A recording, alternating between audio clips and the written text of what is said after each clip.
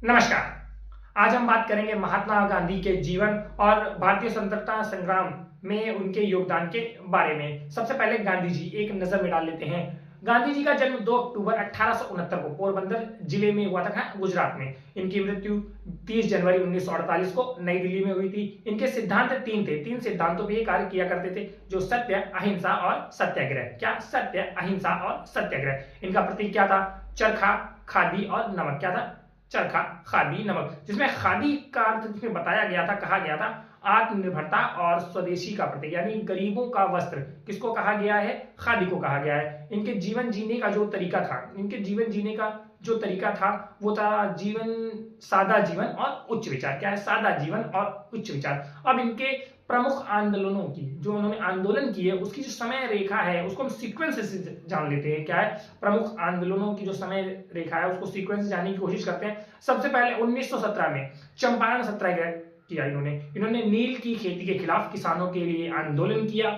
और उसके बाद उन्होंने अगले ही साल 1918 में खेड़ा सत्याग्रह किया, जिसमें कर माफी के लिए किसानों का संघर्ष था, उसमें इन्होंने हिस्सा लिया। उसके बाद 1920 से 22 तक इन्होंने असहयोग आंदोलन की शुरुआत की, जिसमें ब्रिटिश शासन के खिलाफ जो राष्ट्रव्यापी में बहिष्कार किया गया, उनके वस्त्रों को जलाया गया और भारतीय हस्तकला और शिल्पकारी को योगदान दिया गया, इसको बढ़ावा दिया गया और चोरा चोरी कांड के बाद इसे वापस ले लिया गया। जो चोरा चोरी कांड हुआ था उसके बाद इसको वापस ले गया। वहीं 1930 में इन्होंने सविनय अवज्ञा आंदोलन चलाया, जिसमें कानूनों का सविनय जो उल्लंघन हो रहा था वो उसको बंद करने की मांग की और पूर्ण स्वराज की मांग की गई। और 12 मार्च से 6 अप्रैल के बीच 1930 में इन्होंने दांडी मार्च यानी नमक सत्याग्रह किया। साबरमती से दांडी तक पैदल यात्रा की और नमक कानून तोड़ा। वहीं 1942 में इन्होंने भारत छोड़ो आंदोलन, क्विट इंडिया मूवमेंट चलाया,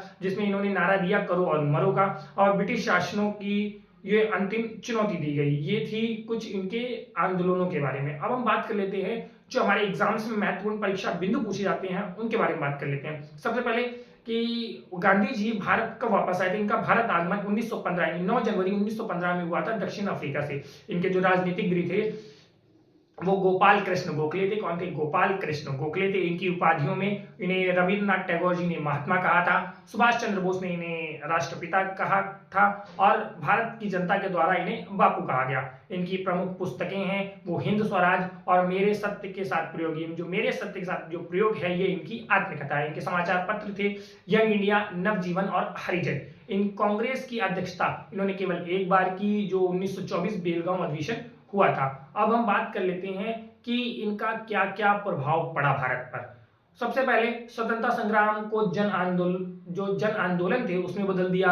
अहिंसा को एक शक्तिशाली राजनीतिक हथियार के रूप में इन्होंने स्थापित किया। सामाजिक सुधार में छुआछूत, जाति प्रथा के खिलाफ संघर्ष, सांप्रदायिक स्वभाव, महिला सशक्तिकरण पर इन्होंने काफी कार्य किया।